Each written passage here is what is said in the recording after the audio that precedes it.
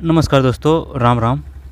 ये जो केबीएस का पेपर है और टीजीटी का है, ठीक है भाई। अब इसको देख क्यों रहे हैं, ज़रूरत क्या आन पड़ी, इसको इस वजह से देख रहे हैं क्योंकि जो ईएमआरएस है ना प्री, उसमें 50 क्वेश्चन आएंगे मनोविज्ञान और पेडागोजी के, इसी प्रकार के और इसी तरह के आएंगे, ठीक है। 19-20 का फ़र्क हो सकता है। और रही बात फिर 10 क्वेश्चन है वो एनईपी के संबंधित है, ठीक है। तो 50-10-60 क्वेश्चन आएंगे, ठीक है। और 15 रीजनिंग के हैं और 15 ही कंप्यूटर के हैं और 10 वो है, यानी कि 40 अलग है और 60 अलग है। कुल 100 क्वेश्चन आएंगे ईएमआरएस प्री में। 1/3 नेगेटिव है, ठीक है। अब ये जो है ना, और फिर रही बात 10 और प्लस 10 हिंदी और इंग्लिश, ये क्वालिफाई है ना, दोनों मिलके दोनों को क्वालिफाई करना है। यानी कि जो 20 क्वेश्चन है तो उनमें आपको 8 नंबर लाना ही है। अगर 8 नंबर नहीं लेके आए आप, तो फिर आपके जो एक से लेके जो है ना वो चौथा पार्ट तक वो जांच ही नहीं होंगे। कुल मिला के आप फेल है अगर ये 20 में से अगर 8 नंबर नहीं लेके आए तो। 1/3 अलग है, तो उस वजह से इम्पोर्टेंट है ये, ठीक है। और मनोविज्ञान पेडागोजी सभी में आती है, जिसमें बात ये टीचर से सहमत उन सभी के लिए काम का है। अब भाई ये बताइए, जैसे कि कौन कौन से क्वेश्चन हैं, इनमें 40 क्वेश्चन हैं इसी प्रकार के हैं, जिसमें 5 या 10 क्वेश्चन एनईपी 2020 से संबंधित है। फिर जो 5 क्वेश्चन है वो कंप्यूटर से हैं, और जो 10 क्वेश्चन है वो हिंदी व्याकरण से हैं, और जो 10 क्वेश्चन है वो जीके से है, इंडिया की से है ना, एनसीईआरटी ही आधारित है वो।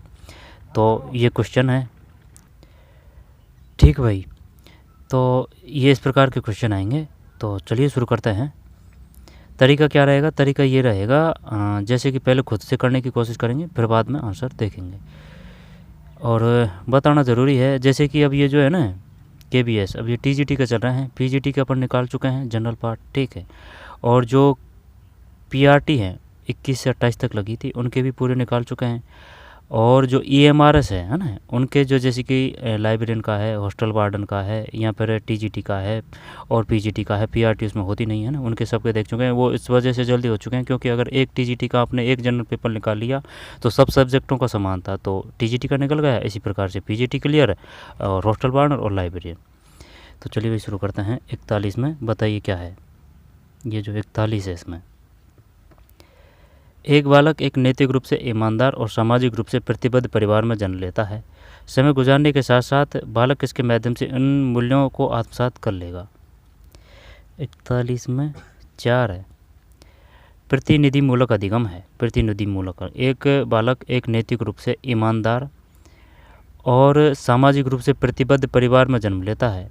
समय गुजरने के साथ साथ बालक किसके माध्यम से इन मूल्यों को आत्मसात कर लेगा। प्रतिनिधि मूलक अधिगम है। अंतर्दृष्टि अधिगम किसका है? सूझवादी। सूझवादी ब्रदमर कोलर कोप्पा है, ठीक है। व्यवहारवादी वैसे वाटसन है। संज्ञानात्मवादी वो जीन पियाजे है, ठीक है। क्रिया प्रसूत किसका है? स्किनर का है, ठीक है। और धिकारक और तिकारक बुद्धि के वो किसने दिए? स्पियरमैन ने दिए हैं। कैसे याद कर रखा है? जैसे कि स्पियर है, स्पियर और मैन है ना भाई, 2 नाम है इसमें, ऐसे याद कर रखा है। स्पियरमैन नाम होने को तो एक है, 2 नाम है, तो धिकारक हो चाहे तिकारक हो, स्पियरमैन के हैं। प्रोबेल का कौन सा है? किंडरगार्टन है। प्रोबेल की जो विधि है वो किंडरगार्टन है। और ये जो है कौन सा? बुद्धि का तरलता का सिद्धांत, तरलता हो या ठोस हो तो वो है केटल का, ठीक है। चाय की केटली में 16 पीएफ डाल के पी रहे हैं। 16 पीएफ मतलब 16 जड़ी बूटी मतलब 16 पीएफ है, केटल से है। केटल मतलब केटली ना, तो चाय का बुद्धि का तरलता का सिद्धांत केटल का है। प्रयास व त्रुटि का सिद्धांत कौन सा है? किसका है? थार्नडाइक का है। थार्नडाइक यानी थार्न ने डाई लगा के बिल्ली को पकड़ा, है ना, यानी प्रयास भी हो रहा है, तत्परता भी हो रही है ना, तत्परता। तो प्रयास व त्रुटि का सिद्धांत थार्नडाइक का है, थॉर्नडाइक। और ये बताइए जो समूह कारक है वो किसका है? समूह कारक। एक समूह कारक पूछता है और एक वो बहुकारक पूछता है, इनमें कन्फ्यूज है समूह कारक और बहुकारक। तो बहुकारक किसका है? बहुकारक और समूह कारक। समूह कारक शायद थार्नडाइक का है, थार्नडाइक का है ना समूह कारक। तो बहुकारक किसका है? तो फिर 41 में 4 है, प्रतिनिधि मूलक अधिगम। एक बालक एक नैतिक रूप से ईमानदार और सामाजिक रूप से प्रतिबद्ध परिवार में जन्म लेता है। समय गुजरने के साथ साथ बालक इसके माध्यम से इन मूल्यों को आत्मसात कर लेगा, और वो है शिक्षा नीति, वो 5-3-3-4 है, ठीक है। इस 5 का मतलब क्या है? इस 5 का मतलब ये है कि भाई बच्चा है जो एडमिशन लेगा 3 से 8, है ना, तो एज आएगी ये 3 से 8 है। कुल जो एनसीईआरटी ने मानी है वो है 3 से 18 है। ठीक है, अगर वो 2009 के तहत पूछे ना कि बताइए जो दिव्यांग छात्र है वो कितनी एज तक शिक्षा ग्रहण करेंगे, तो वो है 21A के तहत या फिर 2009 21A के तहत है ना, वो तो है 6 से 14। ठीक है, और अगर दिव्यांग की बात करें तो वो 6 से 18 है, इसमें भी 6 से 18 है। ठीक है, दिव्यांगों के लिए 6 से 18। 21 से किससे संबंधित है? 21 से ये शिक्षा का अधिकार से संबंधित है। ठीक है, और जो 21 है वो किससे संबंधित है? प्राण व दैहिक स्वतंत्रता से है। 19 है वो किससे संबंधित है? अभिव्यक्ति की आज़ादी है। 32 है वो किससे संबंधित है? संवैधानिक उपचारों का अधिकार है। ठीक, और जो 32A वो किससे संबंधित है? बताइए 32A। और जो 44 है वो किससे संबंधित है? 44 समानता से संबंधित। 44 समानता के जो अधिकार हैं वो 14 से 18 में आते हैं। ठीक है, समानता का अधिकार।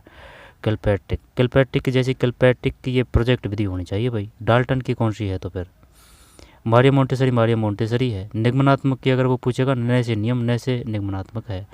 और अगर वो पूछेगा कौन सी आगमनात्मक, तो आगमनात्मक का मतलब है उदाहरण से नियम की ओर, है ना। आ से आगमनात्मक, आ से उदाहरण से नियम की ओर। आगमनात्मक मतलब उदाहरण मतलब होता है विशिष्ट है, उदाहरण को विशिष्ट भी बोलते हैं। एक बालक नैतिक रूप से, है ना, तो ये प्रतिनिधि मूलक अधिगम है। अंतर्दृष्टि सूझवादी ब्रदाइमर कोलर कोप्पा। सामाजिक सिद्धांत वाइगोस्की। अनुभवात्मक अधिगम है, जब ये 4 है इसमें। निम्नलिखित में किस प्रकार के स्कूल का शिक्षार्थी घर पर पढ़ने, होम स्कूलिंग को प्राथमिकता देगा? तो विद्यार्थी घर पर पढ़ने, होम स्कूलिंग को प्राथमिकता देगा। एक स्कूल जो सामाजिक अंतर्वेशन, है ना, इसकी इंग्लिश पढ़ने फायदेमंद होगी क्योंकि कुछ ना कुछ तो पहुंचेंगे क्वेश्चन तक। Student which one of the following type of school will prefer home schooling. जब है ना, यानी कि बच्चा जो भाई इस घर पढ़ने की क्यों जचेगी उसके? वह स्कूल को सामाजिक अंतर्वेशन का अनुसरण करता है, वह स्कूल को सामाजिक बहिष्करण का पालन करता है, एक स्कूल जो निःशक्तता पर विचार करता है, एक स्कूल जो विविधता को स्वीकार करता है। ये इसका मतलब है ना, घुमा रहा है जैसे कि निःशक्तता, यानी कि जो भेदभाव करेगा दिव्यांगों के साथ, तो यही करते हैं। एक स्कूल जो निःशक्तता पर विचार करता है, विचार का मतलब यही है। देखते हैं मानता क्या है ये 42 में 3 है भाई, गलत गया। बहिष्करण का हाँ तो सही है, होने को तो यह सब सही है, जैसे कि सब सही नहीं है भाई। प्राथमिकता देता है, तो एक स्कूल जो निःशक्तता पर विचार करता है, ये भी सही है। ठीक है, और ये बताइए एक तो आता है हैंडीकैप। ठीक है, हैंडीकैप किसे कहते हैं? और जैसे कि एक क्वेश्चन आया था कि अगर कोई है ना, कोई बालक है या फिर कोई इंसान है, तो उसका जैसे कि शरीर का कोई अंग नष्ट हो चुका है, तो उसको आप क्या कहेंगे? हैंडीकैप कहेंगे या फिर हैंडीकैप या फिर डिसेबिलिटी। हाँ, हैंडीकैप या फिर डिसेबिलिटी, इस प्रकार से था भाई क्वेश्चन। ठीक है, डिसेबिलिटी थी उसमें, डिसेबिलिटी। दिव्यांग वो हैंडीकैप में आएंगे। तो क्या है इसमें? 42 का मतलब 3 है। एक स्कूल जो सामाजिक बहिष्करण का पालन करता है, बहिष्करण है इसमें, इंग्लिश देख लेते हैं। A school that a aadhaar to social exclusion. किशोरों के संज्ञानात्मक विकास के संबंध में निम्नलिखित कौन सा लक्षण सही है? संज्ञानात्मक जैसे कि नए आते ही जीन पियाजे कर देंगे। जीन पियाजे सामाजिकता से भी संबंधित है, लेकिन जो सिद्धांत है ना वो वाइगोस्की नहीं दिया है भाई।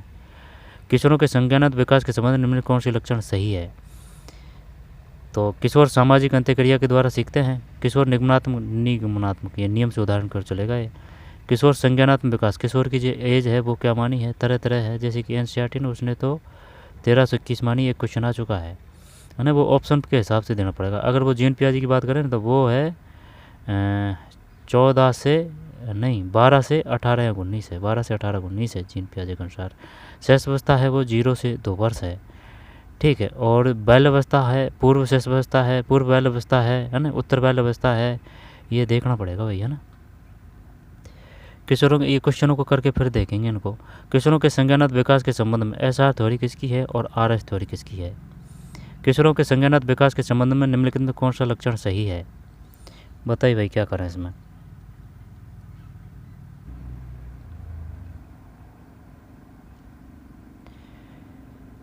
आंसर देखते हैं, नहीं करते हैं पहले इसको।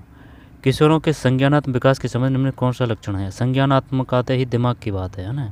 तो अंतक्रिया के द्वारा सीखते हैं, निम्नात्मक तर्क का प्रयोग कर सकते हैं, निम्नात्मक। किशोर सैद्धांतिक विवेचन में सक्षम होते हैं। किशोर मूर्त तो बिल्कुल नहीं आएगा, अंतक्रिया के द्वारा सीखते हैं। Adolescent learn by social interaction, एक करें क्या इसमें? किशोर मूर्त स्तर तक कौन सा लक्षण सही है? नहीं, एक ही करते हैं। ये जो 43 है इसमें गलत जा रहे हैं भाई, धड़ा के बंद गलत जा रहे हैं। क्या है इसमें? संज्ञानात्मक विकास के संबंध में कौन सा लक्षण सही है? संज्ञान। किशोर मूर्त स्तर तक चिंतन कर सकते हैं, चिंतन। Adolescent can think up to a central level, central level. Think और थोड़ में आ रहा है कुछ, कैपेबल, थ्योरिकल है, और can use a deductive logic है। Adolescent learn by social interaction, 4 है भाई इसमें। अमर स्कूल जाने वाला 15 वर्षीय छात्र है। अमर निम्नलिखित में से अब किसका उत्तर दे सकता है जिसका वह 5 वर्ष पूर्व उत्तर देने में कठिनाई महसूस करता था? 15 वर्षीय छात्र है,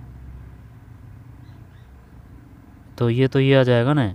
ये पूछ रहा है अमर स्कूल जाने वाला है ना, ये देख चुके हैं इन क्वेश्चनों को, लेकिन फिर भी गलत हो रहे हैं। अमर निम्नलिखित अब किसका उत्तर दे सकता है जिसका वह 5 वर्ष पूर्व उत्तर देने में कठिनाई महसूस करता है? यानी कि वो 5 साल का था ना, उसकी अवस्था की बात कर रहा है। मानो आप आसमान में उड़ रहे हो, उड़ते हुए अपने शहर के सर्वाधिक भीड़ वाले स्थान का वर्णन कीजिए।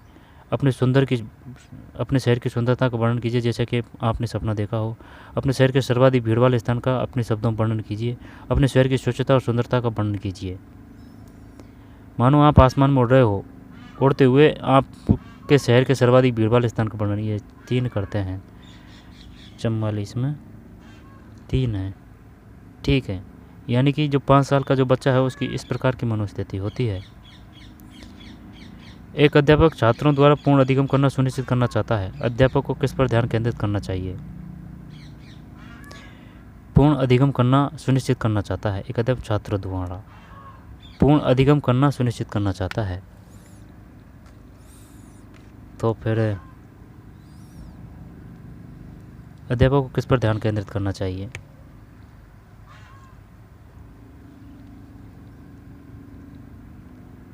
अध्यापक छात्रों द्वारा पूर्ण अधिगम करना सुनिश्चित करता है।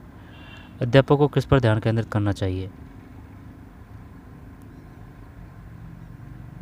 A teacher want to ensure complete learning on the part of the student so that teacher should focus on the. 45 में 3 है भाई, अधिगम के सामाजिक निहितार्थ पर, लेकिन समझ में नहीं आई बात ये। A teacher want to ensure complete learning on the part of the student so the teacher should focus on the. एक अध्यापक छात्र द्वारा पूर्ण अधिगम करना सुनिश्चित करना चाहता है। पूर्ण अधिगम। अध्यापक को किस पर ध्यान केंद्रित करना चाहिए? अधिगम के सामाजिक निहितार्थ पर है। 45 में 3 अधिगम के सामाजिक निहितार्थ पर है। मानव में किस प्रकार के लिए स्थूल गति कौशल की आवश्यकता नहीं होती है? स्थूल का मतलब होता है बड़ा, और जैसे कि सुई में धागा पूर्णा है, ठीक है, यहाँ पर जो बारीकी काम है ना वो सूक्ष्म में आ जाएंगे। अकेला खड़े रहने में ये बड़ी बात है, खिलौने को मजबूती से पकड़ने में आवश्यकता नहीं होती। ये शायद स्थूल है, ये सूक्ष्म है। ये सहायता और समर्थन से सीढ़ियाँ चलने में, एक स्थान पर कूदने में, ये बड़ी बात है। जबकि जैसे कि मजबूती से पकड़ने में, ठीक है, या फिर गाड़ी में चाबी भरने से, या फिर सुई में धागा पौने से, या फिर कपड़ा सीने में, है ना, वो सूक्ष्म आ जाएगा। 46 में 2 है, खिलौने को मजबूती से पकड़ने में। कोलबर्ग, नैतिकता का सिद्धांत किसका है? कोलबर्ग का है। नैतिक विकास को किसमें वर्णित किया गया है? जेरोम ब्रूनर का सिद्धांत कौन सा है? Jerome Bruner. तो ये जो है 47 में 4 है। सामाजिक और संज्ञानात्मक विकास में कोलबर्ग ने नैतिक विकास को किसमें वर्णित किया है? सामाजिक और संज्ञानात्मक। भावनात्मक, संज्ञानात्मक, सामाजिक, भावनात्मक, शारीरिक, संज्ञानात्मक, सामाजिक और संज्ञानात्मक विकास है। मानव विकास प्रतिमान है। जब ये सर्पिल है ना भाई, कभी ज़्यादा कभी कम, कभी ज़्यादा कभी कम, ये थोड़ी है मशीन की तरह एकदम लेवल चलेगा, रेखीय हो जाएगा, पर ये तो रेखीय नहीं है, सर्पिल आकार से है ना। सही है इसमें तो 48 में 1 है। मानव विकास के संबंध में कौन सा कथन सही नहीं है? मानव विकास के संबंध में कौन सा कथन सही नहीं है? विकास विभिन्न दरों पर आगे बढ़ता है। विकास प्रतिमान भविष्यवाणी योग्य होते हैं। विकास परिवर्तन का पर्याय है। पूर्व विकास से अपेक्षा परिवर्तित विकास अधिक विशिष्ट होता है। मानव विकास के संबंध में निम्नलिखित कौन सा कथन सही नहीं है? मानव विकास के संबंध में निम्नलिखित कौन सा कथन सही नहीं है? विकास विभिन्न दरों पर आगे बढ़ता है। विकास प्रतिमान भविष्यवाणी योग्य होते हैं। विकास परिपक्व का पर्याय है। पूर्व विकास के अपेक्षा परिवर्तित विकास अधिक, है ना। ये जो MRS है ना, ये जो KVS है, उनकी विशेषता है, चाहे वो KVS हो चाहे MRS हो, है ना। DSSB के क्वेश्चन अलग होते हैं, है ना, उनका प्रारूप थोड़ा बहुत अलग होता है, वो ज़्यादा फैक्ट पे पूछते हैं, है ना, और उनमें मनोविज्ञान वगैरह भी नहीं आती है। लेकिन जैसे KVS है, NVS है और MRS है, उनका जो सिस्टम है ना पूछने को शानदार होता है। यानी क्वेश्चन को पढ़ लेते हैं 2-2 बार 3-3 बार, लेकिन फिर भी ये पता नहीं चल पाता है कि भाई इसमें क्या बता रहा है, क्या पूछ रहा है। ठीक है, ये बेस्ट विशेषता होती है समझ पर आधारित जो क्वेश्चन होते हैं ना उनकी। मानव विकास के संबंध में कौन सा कथन सही नहीं है? मानव विकास, तो विकास विभिन्न दरों पर आगे बढ़ता है, डेवलपमेंट की बात कर रहा है ये। ठीक है, विकास विभिन्न दरों पर आगे बढ़ता है, सही नहीं है। विकास प्रतिमान भविष्यवाणी योग्य होते हैं। विकास परिवर्तन का पर्याय है। पूर्व विकास से अपेक्षा परवर्ती विकास अधिक विशिष्ट होता है, सही नहीं है। पूर्व विकास की अपेक्षा परवर्ती, है ना, यही है इसमें आंसर तो, लेकिन समझ में नहीं है ये बात। 49 में 4 है ना, लेकिन ये समझ में नहीं है ये बात। बाकी को याद कर लेते हैं। विकास विभिन्न दरों पर आगे बढ़ता है। विकास प्रतिमान भविष्यवाणी योग्य होते हैं। विकास परिपक्व का पर्याय है। Development process is different at development pattern are predictable development in genuine to maturation. Cephalocaudal proximodistal शब्द किससे संबंधित है? सिफिलोकेडल, सिफेलोकेडल, सिफिलोकेडल और प्रॉक्सिमोडिस्टल शब्द परिकन करें क्या इसमें? सिफिलोकेडल, जैसे कि वो बड़ा सिर होता है वो तो मेगा आ जाएगा, छोटा सिर हो जाता है होता है वो माइक्रो आ जाएगा। तो देखते हैं, ये 50 में 4 है, विकास है। सिफिलोकेडल प्रॉक्सिमोडिस्टल शब्द किससे संबंधित है? विकास, विकास, विकास। रचनावादी उपागम की यह सीमा यह है कि मानकीकृत पाठचर्या की उपेक्षा की जाती है। रचनावादी उपागम की एक सीमा यह है। A limited of a constructive approach is that, एक सीमा यह है ना। मानकीकृत पाठ्यक्रम की उपेक्षा की जाती है, सीमा है, यानी कि ये जो सही नहीं है ना वो पूछ रहा है। ये सीमा का मतलब यही है, नहीं दिया है इसने। मानकीकृत पाठ्यक्रम की उपेक्षा की जाती है, ठीक मान लेते हैं। अध्यापक एक सुविधा प्रदाता के रूप में काम करता है। सहभागिता अधिगम होता है। स्व अधिगम पर बल दिया जाता है, ये सही है, ये भी सही है। ठीक है, अध्यापक सुविधा प्रदाता के रूप में काम करता है। उपेक्षा की जाती, उपेक्षा नहीं करेंगे भाई, चाहे वो किसी प्रकार का अधिगम हो। उपेक्षा, और उपेक्षा है ना, उपेक्षा नेगेटिव वर्ड होता है। जैसे कि जो छात्र है उन्होंने, जो टीचर है उनकी उपेक्षा की, और जैसे कि अपेक्षा का मतलब होता है कि भाई जैसे कि मुझे आपसे 90% लाने की अपेक्षा थी 10वीं में 51 में। एक है मानकीकृत पाठ्यक्रम की उपेक्षा की जाती है, एक सीमा यह है कि उपेक्षा, ठीक, मानकीकृत की नहीं की जाएगी। अगर ये अपेक्षा दे देता ना तो फिर ये सही हो जाता। अध्यापक एक सुविधा प्रदाता के रूप में काम करता है। सहभागिता अधिगम होता है। स्वयं अधिगम पर बल दिया जाता है। आराम से समझते हुए, पढ़ते हुए, याद करते हुए चलाएं। सक्रिय अनुकूलन ऑपरेंट कंडीशन के माध्यम से व्यवहार बदलने का तरीका क्या है? सक्रिय अनुकूलन, तो सक्रिय अनुकूलन का मतलब अभ्यास के माध्यम से पुनरावृत्ति, पुनर्लोम प्रदान करने में विभिन्नता, वर्तमान व्यवहारों में परिमार्जन, वैसे ही व्यवहार के लिए पसंद विकसित करना।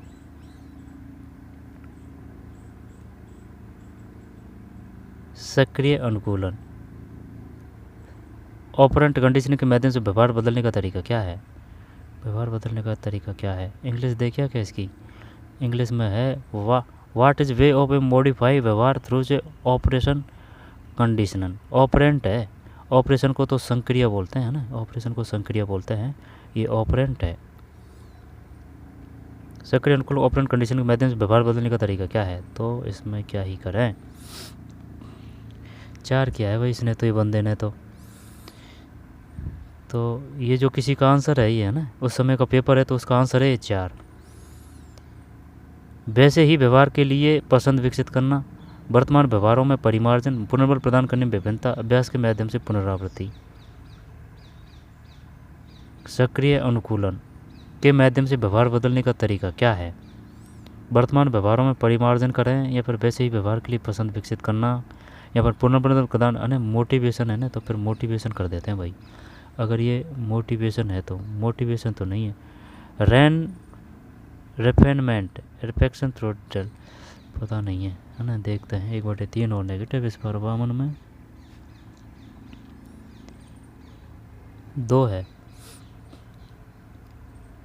पुनर्बल प्रदान करने में विभिन्नता, सक्रिय अनुकूलन के माध्यम से व्यवहार बदलने का तरीका क्या है, कि हाँ बेटा आप सही बता रहे, बताइए पुनर्बल प्रदान करने में विभिन्नता। परियोजना विधि का प्रयोग करना तब उपयुक्त नहीं होता है जब, परियोजना विधि का प्रयोग करना तब उपयुक्त नहीं होता है जब, परियोजना विधि का प्रयोग करना तब उपयुक्त नहीं होता है जब, तो इसमें जो 53 है, 53 में 2 है, ये हटा देते हैं। वास्तविक जीवन अनुभवों को महत्वपूर्ण समझा जाता है, विद्यार्थियों में आत्मविश्वास विकसित होने को प्राथमिकता दी जाती हो, विद्यार्थियों को अधिगम की ओर आकर्षित करने के लिए किसी बाहरी अनुनय की आवश्यकता न हो।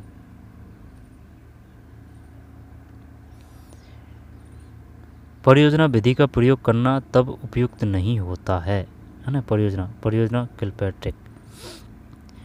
तो वास्तविक जीवन अनुभवों को महत्वपूर्ण समझा जाता है ना, ठीक है।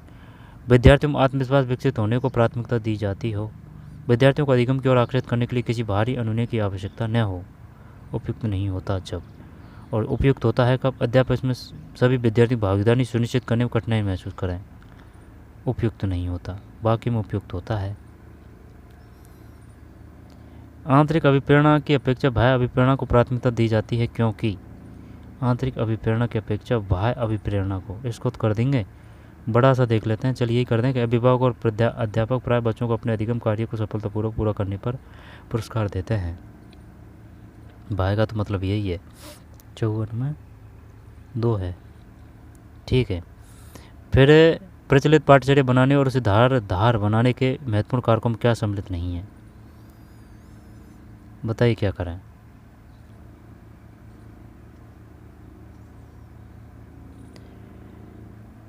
वैश्वीकरण, एक रूपता, राष्ट्रीय लक्ष्य, प्राकृतिक और मानव निर्मित आपदाएं। धार important factor of a development and a suffering a exiting a curricula do not include globalization, uniformity, national goal, nature and man-made climate। प्रचलित पाठ्यचर्या बनाने और उसे धारदार बनाने में महत्वपूर्ण कारकों में क्या सम्मिलित नहीं है, ये तो है। प्राकृतिक और मानव निर्मित आपदाएं, नहीं ये तो बिल्कुल नहीं आएगा। मानव निर्मित आपदाएं क्यों आएगी, बिल्कुल नहीं आएगी। राष्ट्रीय लक्ष्य होते हैं एक, हाँ ये तो यही है, 4 है इसमें तो अलग। 55 में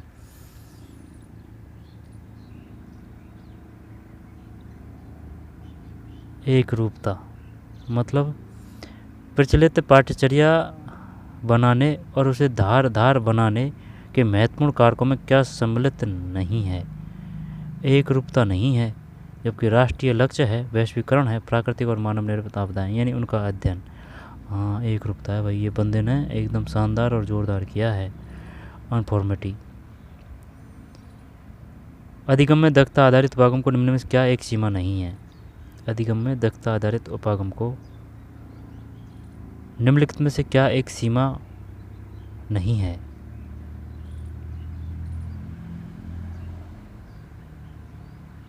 अधिगम में दक्षता आधारित उपागम निम्न में से क्या एक सीमा नहीं है, क्या एक सीमा नहीं है, ये तगड़ा दिया है इसने पेपर, है ना। और ये भी फर्क था, जैसे कि अब ये किसका है, शायद ये मैथ का है ना, मैथ का है। और हिंदी का अलग है ना, इंग्लिश का अलग है, इकोनॉमिक्स का अलग है, उनको अलग अलग क्वेश्चन है उनके।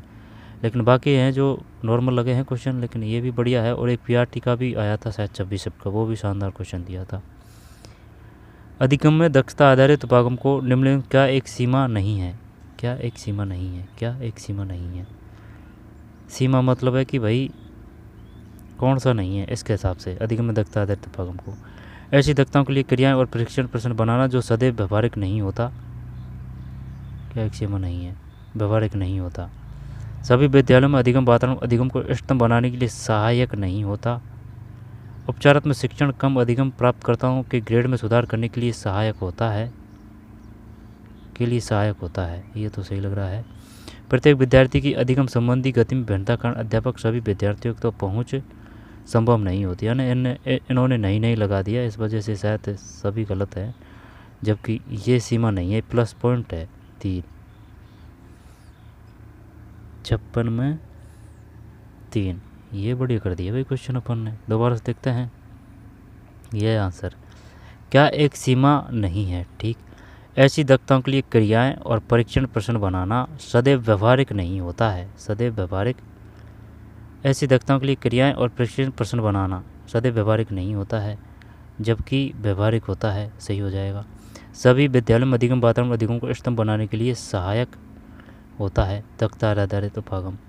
प्रत्येक विद्यार्थी की अधिगम संबंधी गति में भिन्नता कारण अध्यापक के सभी विद्यार्थियों तक पहुँच संभव होती है। नहीं को हटा देंगे ना तो फिर सब भी सही हो जाएंगे। निम्न में से कौन सा कथन सही है? पढ़ते हैं, है ना, कौन सा कथन सही है। 57 में 1 है। 1 का मतलब है ये बड़ा है ना, जो ही है।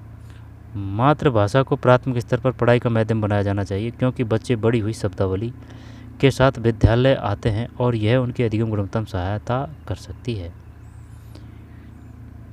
निम्नलिखित में से कौन अनुभवात्मक अधिगम की एक विशेषता नहीं है? अनुभवात्मक अधिगम की एक विशेषता नहीं है। अनुभवात्मक अधिगम का मतलब क्या है? एक्सपीरियंटल लर्निंग। अधिगम प्रक्रिया एक हिस्सा होता है। अधिगम प्रक्रिया का एक हिस्सा होता है। अधिगम एक सतत प्रक्रिया है। अधिगम तार्किक दलीलों के माध्यम से होता है। अधिगम एक समग्र प्रक्रिया है। अधिगम प्रक्रिया के एक हिस्सा तो यही कर देते हैं। विशेषता नहीं है, एक विशेषता नहीं है। अधिगम एक समग्र प्रक्रिया है। अधिगम एक सतत प्रक्रिया है। अधिगम प्रक्रिया का एक हिस्सा होता है। अधिगम तार्किक दलीकरणों उन्हें 3 ही करते हैं। 58 में 3 ही है ना, 3 हटा दिया। अधिगम प्रक्रियाओं का एक हिस्सा होता है। अधिगम सतत प्रक्रिया है। अधिगम समग्र प्रक्रिया है। निम्नलिखित में क्या सतत और व्यापक मूल्यांकन की एक विशेषता नहीं है? सतत और व्यापक मूल्यांकन क्या विशेषता नहीं है? आंसर देख लेते हैं। 59 में 3 है। क्या एक विशेषता नहीं है? जब एक जो विशेषता नहीं है वो ये नहीं है, सतत और व्यापक मूल्यांकन। रचनात्मक मूल्यांकन और अनौपचारिक रूप से अनेक तकनीकों का प्रयोग करके किया जाता है। व्यक्तिगत सामाजिक गुणों का आकलन के संकेतों और जांच सूची के आधार पर किया जाता है। विद्यार्थियों के विद्यालय आधारित मूल्यांकन विद्यार्थियों के विकास के सभी पहलू शामिल होते हैं। ठीक, 3 को हटा देते हैं। रचनात्मक मूल्यांकन अनौपचारिक रूप से, ये बता औपचारिक में क्या आएगा? औपचारिक में स्कूल आएगा, ठीक है। और अनौपचारिक में कौन सा आएगा? है ना, यानी कि जो संगठन के माध्यम से जो विद्या अध्ययन ग्रहण करते हैं ना, संगठन के माध्यम से, वो औपचारिक में आ जाएंगे सब। और जो संगठन के माध्यम से नहीं है वो अनौपचारिक है। लेकिन जैसे एक बाल वाटिका आंगनबाड़ी की बात देना तो ये अनौपचारिक में है, ध्यान देना। गैर अनौपचारिक में है ना, गैर अनौपचारिक में।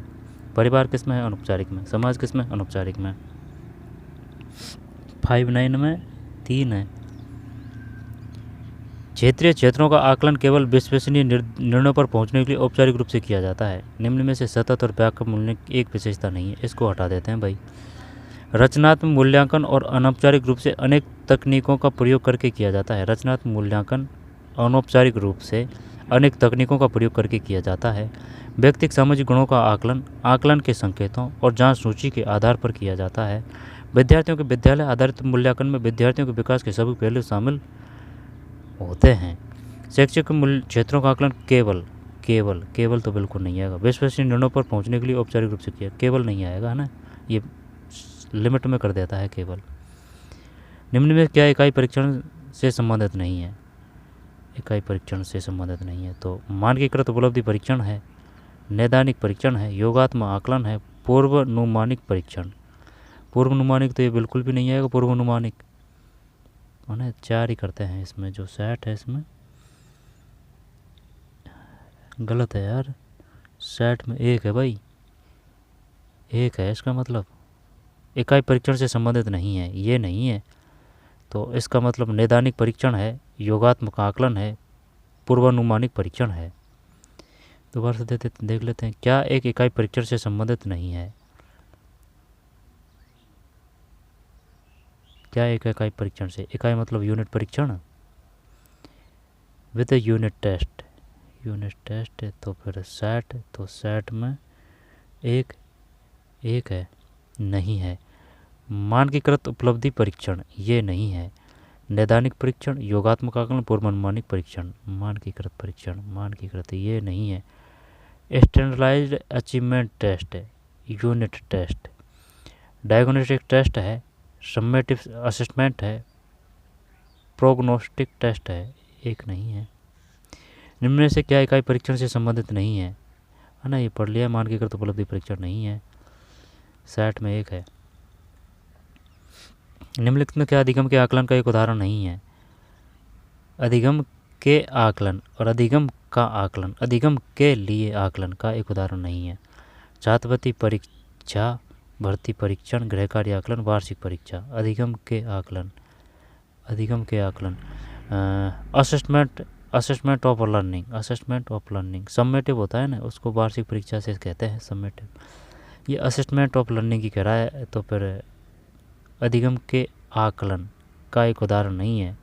भर्ती परीक्षण, गृह कार्य आकलन, वार्षिक परीक्षा, क्या इसमें 2 कर दें क्या? रिक्रूटमेंट टेस्ट, रिक्रूटमेंट टेस्ट तो होता है, छात्रवृत्ति परीक्षा अलग ही लग रही है भाई। देखते हैं इसमें 61 में 1 है क्या? 61 में 3 है। गृह कार्य आकलन, अधिगम के आकलन का उदाहरण नहीं है, अधिगम के आकलन का उदाहरण नहीं है गृह कार्य आकलन।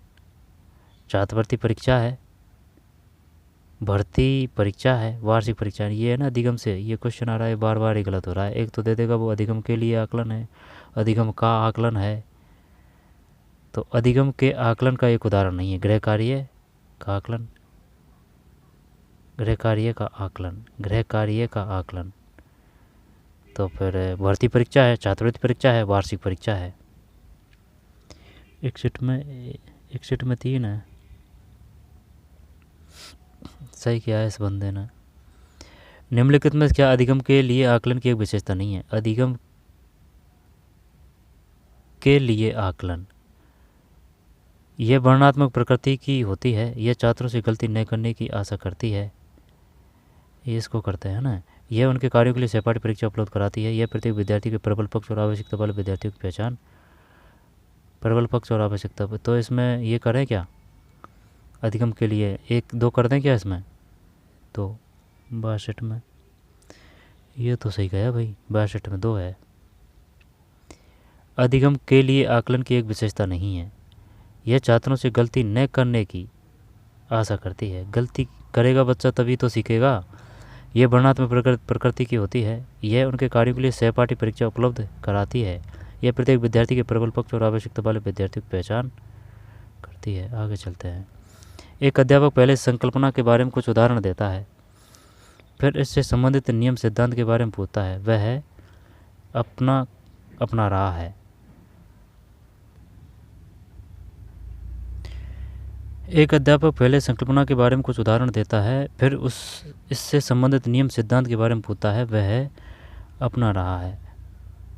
संकल्पना के बारे में कुछ उदाहरण है ना, पहले वह उदाहरण दे रहा है, वह उदाहरण दे रहा है तो वो आगमनात्मक है ना, आगमनात्मक, ठीक है। आगमनात्मक उदाहरण कहते हैं, उदाहरण को विशेष कहते हैं, यानी कि उदाहरण से नियम की ओर चलती है, नी है तो नी से नियम है, तो नियम से उदाहरण की ओर चलती है।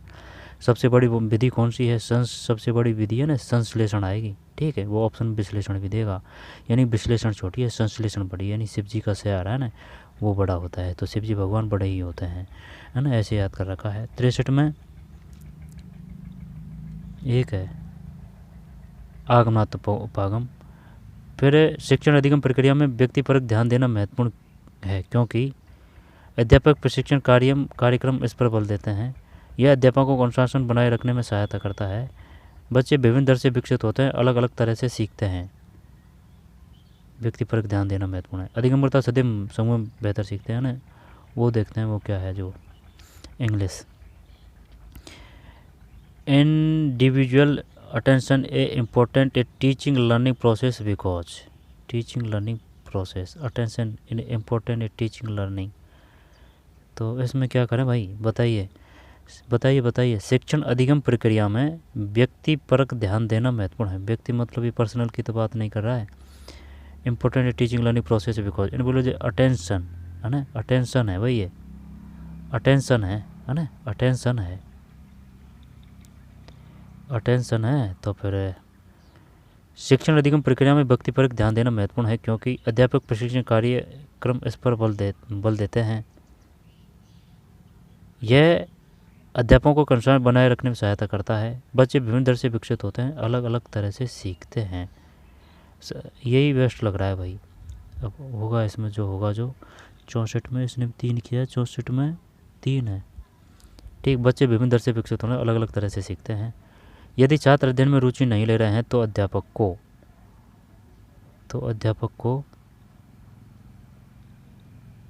विद्यार्थियों बड़ा कौन सा है, विद्यार्थियों द्वारा रुचि नहीं लेने के कारण पर विचार करना चाहिए और उपचारात्मक उपाय करने चाहिए। चलिए यही कर देते हैं। ये जो है 65 में 4 है, 66 है। निःशक्त बालकों की समग्र शिक्षा IEDC किसके द्वारा मिला है, और है ना ये CC है ना, जैसे कि ECCE की फुल फॉर्म ध्यान रखना, नई शिक्षा नीति से संबंधित है। 25:1 है, वो जनजाति बहुल क्षेत्र है, वहाँ शिक्षक और छात्रों का अनुपात होगा 25:1। और जो 30:1 है ना, वो जनजाति जो नॉर्मल क्षेत्र है वहाँ होगा 30:1 शिक्षक और छात्रों का। IEDC को किसके साथ मिला दिया गया है, 2 है, RUSA RMSA रमसा की फुल फॉर्म क्या है, DPEP। आगे चलते हैं। प्रसिद्ध वैज्ञानिक स्टीफन हॉकिंस किससे पीड़ित है, ये तो ये है एडियोटोमिक लेटरल स्क्लेरोसिस, नहीं पार्किंसन रोग, एमियोट्रोपिक लेटरल स्क्लेरोसिस, या फिर ये करें या ये, और तो नहीं है ना, पार्किंसन रोग, या फिर ये बढ़िया सा लग रहा है एडियोट्रोपिक लेटरल स्क्लेरोसिस। एक करते हैं और देखते हैं ये क्या मानता है। 67 में 2 ही है यार, एमियोट्रोपिकल लेटरल स्क्लेरोसिस है। गलत गया भाई, वो कन्फर्म नहीं था ना। निम्नलिखित किस मामले में मार्गदर्शन की आवश्यकता होती है, आंसर देते हैं। आवश्यकता होती है 68 में 2 है, 2 का मतलब है विज्ञान विषय का कक्षा 9 का छात्र जो प्रयोगशाला में क्रिया प्रयोग नहीं कर पाता है, मार्गदर्शन की आवश्यकता, इसको आवश्यकता होती है। शैक्षिक रूप से मेधावी छात्र जो विज्ञान विषय चुनने के बाद कक्षा 9 में उत्तीर्ण हो गया। कक्षा 9 में विज्ञान विषय चुनने के बाद एक छात्र जो शैक्षिक चिंता के लक्षण दिखाता है। विज्ञान विषय का कक्षा 9 का छात्र जो वैज्ञानिक नियमों सूत्रों को रटता है, मार्गदर्शन की आवश्यकता होती है। यही है 2 है ना, बाकी सब सही है। तो इसका मतलब उसने ये रटने को महत्व दिया है। इसका मतलब ये भाई, इसने अगर 2 को सही माना है तो इसका मतलब ये रटने को महत्व दिया है, इसने नहीं कर पाया है। तीनों सही है, 2 गलत है। निम्नलिखित कौन सा एक मनोवैज्ञानिक दबाव नहीं है, आपाती घटना, सामाजिक भेदभाव, अभ्रमशील जीवन शैली, गरीबी। आपाती घटना यानी कि कैटास्ट्रोफिक इवेंट, और जैसे कोई घटना घटित होगी तो इसमें तो मनोवैज्ञानिक दबाव नहीं है। सामाजिक भेदभाव है, अभ्रमणशील जीवन शैली, सेडेंटरी लाइफस्टाइल। जब जैसे कोई घटना होगी तो उससे दबाव आएगा, सामाजिक भेदभाव से आएगा, गरीबी आएगा। ये शायद ये हो सकता है, देखते हैं इसमें क्या है। 69 में 3 है, ठीक है, अभ्रमणशील जीवन शैली। फिर एक स्कूल पुस्तकालय में पुस्तक भंडार में पाठ्यचर्या संबंधी गैर कथा साहित्य संसाधन होना चाहिए जो कुल भंडार का कितने प्रतिशत तक होना चाहिए। 70 में 4 है, तो कुल भंडार का कम से कम 60%। फिर है एक अधिगम साधन के रूप, समुदाय के माध्यम से स्कूल छात्रों निम्न से कौन सा विषय नहीं पढ़ाया जा सकता। एक अधिगम साधन के रूप, एक अधिगम साधन के रूप समुदाय, साबुन बनाने की विधि, परावर्तन और परिवर्तन का नियम, रासायनिक पाबंद की संकल्पना, घर्षण की संकल्पना। एक अधिगम साधन के रूप समुदाय, जब community as a learning resource, community की बात आ रही है ना, और ये कह रहा है विषय नहीं पढ़ाया जा सकता। कम्युनिटी की अगर बात आ रही है, रासायनिक आबंध की संकल्पना, परावर्तन देख लेते हैं। 71 में 3 है, रासायनिक आबंध की संकल्पना है। फिर निम्नलिखित अध्याय में कौन परावर्तित व्यवसाय करता, रिफ्लेक्टिव प्रैक्टिशनर है। 72 में 3 है, 72 में 3 का मतलब है एक शिक्षक जो सभी प्रकार के जीवन अनुभवों से अपने शिक्षण हेतु निहितार्थ निकाल लेता है, व्यवसाय करता है। एक शिक्षक जो सभी प्रकार के जीवन अनुभवों से अपने शिक्षण हेतु निहितार्थ निकाल लेता है। A teacher will drive a impaction from his or teaching from all kind of a life experience. एक अच्छे शिक्षक को नेता के रूप में क्या करना चाहिए, अच्छे परिणाम प्राप्ति हेतु भागीदारितापूर्ण सामूहिक गतिविधियों द्वारा अपने छात्रों को शामिल करें, यही है। 73 में एक ही है। फिर एक अच्छी स्कूली शिक्षा के विकास हेतु निम्न कौन सा सम्मेलन शिक्षक को एक दृष्टि निर्माण में सहायक हो सकता है। 74 में 3 है, 3 का मतलब है 1, 2, 5, 1, 2 और 5 है। तार्किक और अमूर्त चिंतन क्षमता, जीवन की विभिन्न परिस्थितियों का अनुभव, सबसे खराब और सबसे उत्तम शिक्षक संस्थाओं के भ्रमण का अनुभव। कौन सा सम्मेलन शिक्षक को एक दृष्टि निर्माण में सहायक हो सकता है। एक स्कूल में शिक्षण अधिगम वातावरण को बेहतर करने में सबसे ज़्यादा कौन सहायक होगा। 75 2 है, 75 में 2 का मतलब है प्रत्येक शिक्षक के साथ हर शैक्षिक और सामाजिक मुद्दे पर खुले चर्चा सत्र आयोजित करना। एक स्कूल में शिक्षण अधिगम वातावरण को बेहतर करने में सबसे ज़्यादा कौन सहायक है, प्रत्येक शिक्षक के साथ शैक्षिक और सामाजिक मुद्दे पर खुले चर्चा सत्र आयोजित करना। 75 में 2 है, 75 में 2 है, दोबारा से देखते हैं। एक स्कूल में शिक्षण अधिगम वातावरण को बेहतर करने में निम्न सबसे ज़्यादा कौन सहायक होगा, प्रत्येक शिक्षक के साथ हर शैक्षिक और सामाजिक मुद्दे पर खुले चर्चा सत्र आयोजित करना, यही रहेगा, बेस्ट है। फिर निम्न में किसे समय सारणी बनाने में प्राथमिकता दी जानी चाहिए, गणित का अध्यापक, उप प्रधानाचार्य, चित्रकला का अध्यापक, शारीरिक शिक्षा, है ना, समय सारणी उप प्रधानाचार्य आना चाहिए। चित्र में गलत है, समय सारणी बनाने में प्राथमिकता गणित का आएगा भाई, गणित का अध्यापक। फिर गणित और अंग्रेजी जैसे विषय किस कालांश में पढ़ाए जाने चाहिए, शुरू के में पढ़ाना चाहिए। 77 में 1 प्रथम कालांश में। किस दस्तावेज के बहुभाषावाद और भाषा की शक्ति पर बात की गई है, जब ये जो है ना NEP 86 यानी कि NEP 1968 यानी कि इंदिरा गांधी, 86 मतलब राजीव गांधी, NEP 2020 मतलब मोदी जी। 78 में 4 है, किस दस्तावेज ने बहुभाषावाद और भाषा की शक्ति पर बल दिया है, जब 1 से जो 5 है ना, जब ये जो 3 से जो 8 है एज, और इसमें जैसे कि जो 5 का मतलब है ना 5 3 3 4, तो है ना 5 का नई शिक्षा नीति फॉर्मूला क्या है 5 3 3 4, जो 5 का मतलब है यानी कि 3 साल का बच्चा एडमिशन ले लेगा, 8 साल तक इसमें रहेगा। ठीक है, इसमें जब शुरू की जो 3 साल है वो प्री वाटिका और आंगनबाड़ी से संबंधित है, प्लस 1 और 2 क्लास है। ये जो 3 है इसका मतलब ये है कि भाई ये जो है ना 3, इसमें जैसे कि 2 क्लास तो हो चुकी है, 3 4 और 5 क्लास हो जाएगी इसमें। ठीक है, और यहाँ बुनियादी शिक्षा की बात की गई है। अगर ज़रूरत पड़े तो उसको मिडिल स्कूल तक, मिडिल में कौन सी आएगी 6 से 8 आएगी, और सेकेंडरी में कौन सी आएगी 9 से 12 आएगी। एज कौन सी आएगी, एज जैसे कि 9 से 12 है ना, इसमें जो एज आ जाएगी ना 9 से 12 में, इसमें एज आएगी जैसे कि सम संख्या है ये, तो 14 से 18 आ जाएगी। और जो मिडिल है उसमें एज कितनी आ जाएगी, मिडिल है तो इसका मतलब है ये 6 से 8 है, एज है ना 14 से कम कर लीजिए।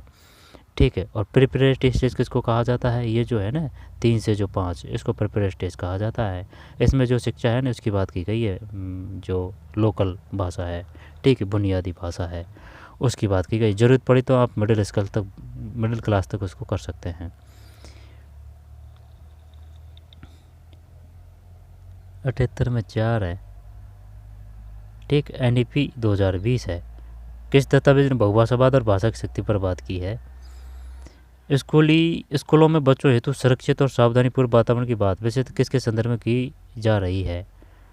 तो वंचित बच्चे, आदिवासी बच्चे, ग्रामीण बच्चे, दिव्यांग बच्चे।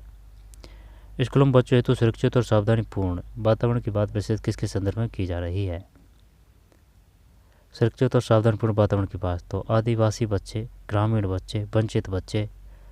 सावधानीपूर्ण और वातावरण की बात तो फिर सावधानीपूर्ण और वातावरण की बात आदिवासी बच्चे करें या फिर ग्रामीण बच्चे करें, दिव्यांग बच्चे करें, वंचित बच्चे करें। सुरक्षित और सावधानीपूर्ण 4 देखते हैं। अगर ये 7-9 में 4 सही है भाई, 7-9। शिक्षा के किस क्षेत्र में सर्वाधिक नवाचार किए गए हैं? प्राथमिक स्कूल शिक्षा, मिडिल स्कूल शिक्षा, माध्यमिक स्कूल शिक्षा, वरिष्ठ माध्यमिक स्कूल शिक्षा। सर्वाधिक नवाचार मिडिल स्कूल है या फिर माध्यमिक स्कूल शिक्षा है? माध्यमिक स्कूल शिक्षा ही करते हैं। 9 से 12 3 में।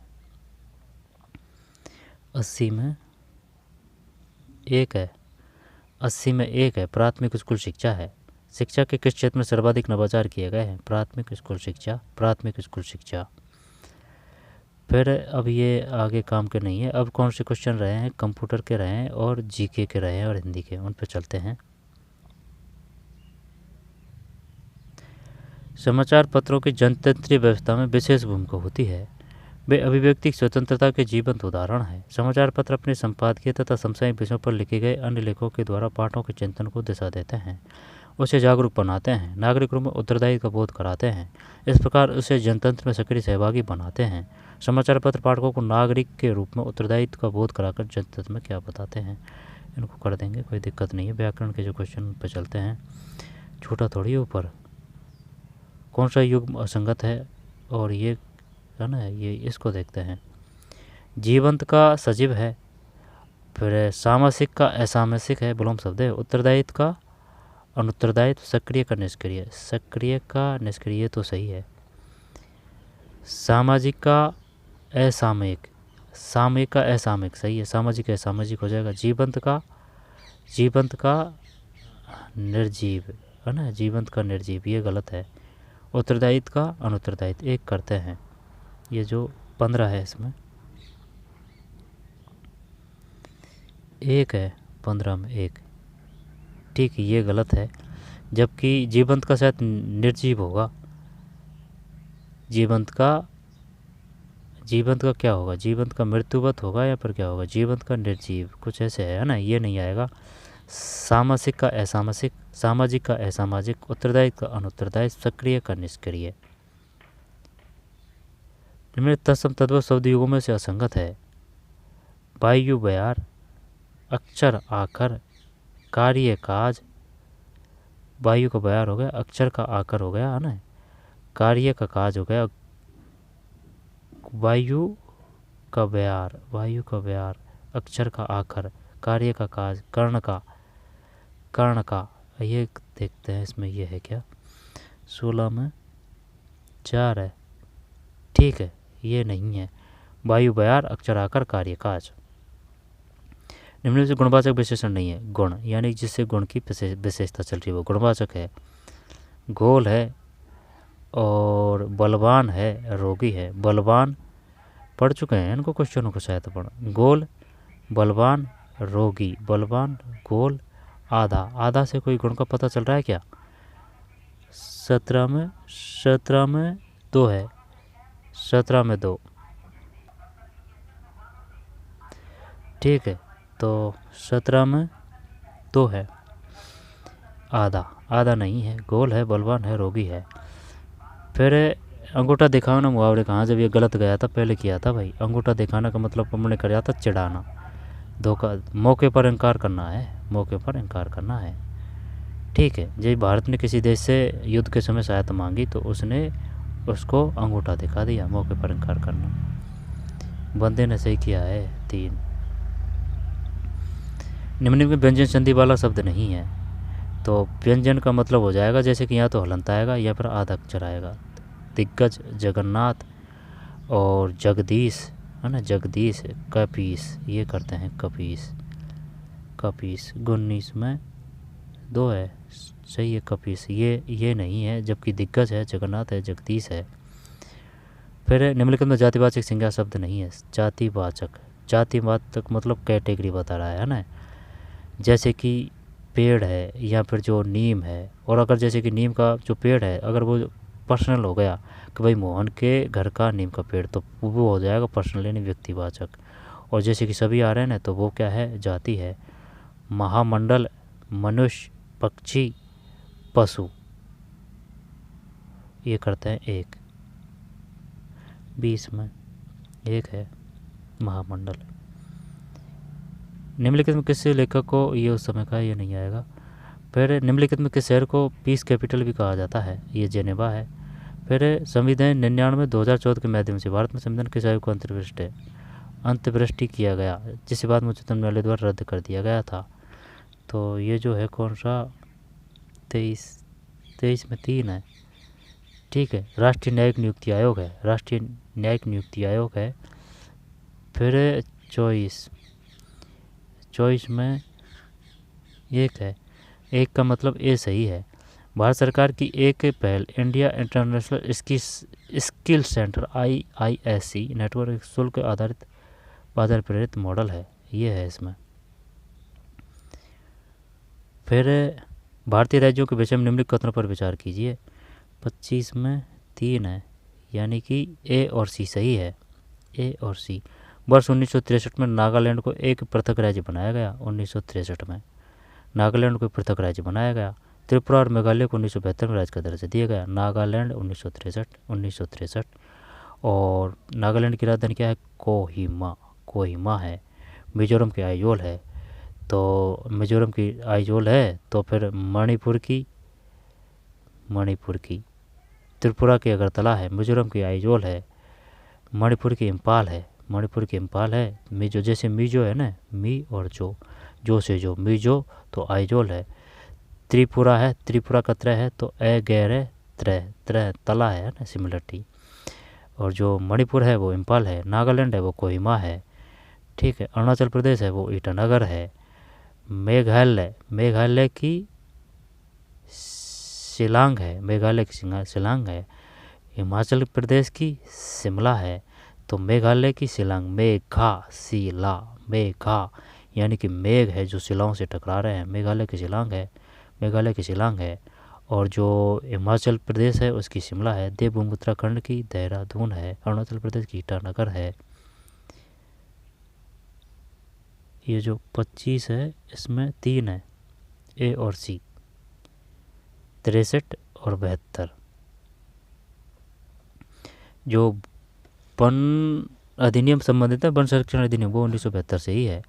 जेठ धाराएं क्या हैं, जेठ धाराएं 26 में 4 है, जेठ धाराएं। अत्यधिक ऊंचाई वाली पश्चिमी हवाओं की सक्रिय पट्टी, अत्यधिक ऊंचाई वाली पश्चिमी हवाओं की सक्रिय पट्टी। फिर नयन मोहनी सखिया, ये नहीं आएगा। कृषि उत्पाद भंडार हानि के लिए कौन सा कारक उत्तरदायी नहीं है, जब 28 में ये 3 है। कौन सा कारक उत्तरदायी नहीं है, ये नहीं है, ठीक। कौन सा कारक उत्तरदायी नहीं है, ये नहीं है। रसायन का प्रयोग करके ध्रुवीकरण, कृषि उत्पादन भंडार हानि के लिए इनमें कौन सा कारक उत्तरदायी नहीं है, रसायन का प्रयोग करके ध्रुवीकरण नहीं है। फिर निम्नलिखित में कौन सा उदाहरण कंप्यूटर की बहुविज्ञता संबंधी विशेषता को सर्वाधिक सही तरीके से दर्शाता है। तो ये जो कौन सा है क्वेश्चन, ये 29 में 4 है, ठीक है। एक क्षण में कंप्यूटर का प्रयोग एक पत्र बनाने में करना, दूसरे क्षण उस पर संगीत बजाना और कोई डॉक्यूमेंट पेस्ट करना।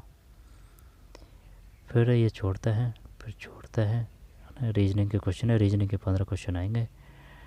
फिर आगे चलते हैं। फिर 4-5 और क्वेश्चन रहे हैं। ये रिया 36 से 40। एक गुलाट ईथरनेट केबल का प्रयोग करके अपने प्रशिक्षण केंद्र के 25 कंप्यूटर को कनेक्ट करने की योजना बना रही है। उसके लिए किस डिवाइस का प्रयोग करना चाहिए। 36 में 1 है, यानी कि स्विच है, स्विच। यूपीएस की फुल फॉर्म क्या है, एचडीएमआई की फुल फॉर्म क्या है, किसी पीसी लैपटॉप पर एक वीडियो आउटपुट डिवाइस को कनेक्ट करने के लिए कौन सा पोर्ट सर्वाधिक पुराना है, 37 में 3 है, ठीक। वीजीए है, वीजीए यूएसबी की यूनिवर्सल यूएसबी की फुल फॉर्म क्या है, डब्ल्यूडब्ल्यूई की फुल फॉर्म क्या है, वर्ल्ड वाइड वेब। निम्न में से क्या एक इनपुट डिवाइस नहीं है, इनपुट नहीं है, स्पीकर नहीं है, जबकि स्कैनर है, लाइट पेन है, टच पैड है, ठीक है। किसी इमेज फाइल का एक फाइल विस्तार है, इमेज की बात है ना, तो ये टिप 39 में टिप है भाई, टिप। और जो इमेज फाइल है ना वो जेपीजी फॉर्मेट में भी होती है, जेपीजी है ना, तो टिप है। तो चलिए, निम्नलिखित में से टीसीपी का सही पूरा नाम कौन सा है, 40 में 1। टीसीपी की फुल फॉर्म है transmission control protocol, TCP transmission control protocol. तो चलिए, ये हो चुके हैं, फिर वही क्वेश्चन आ चुके हैं, एक बालक का नैतिक रूप से, ईमानदार सामाजिक रूप से। तो मिलते हैं कोई और पेपर में, ठीक है। दो तीन पेपर हो रहे हैं टीजीटी के, पीजीटी के तो कंप्लीट है। तो मिलते हैं कोई और वीडियो में, धन्यवाद।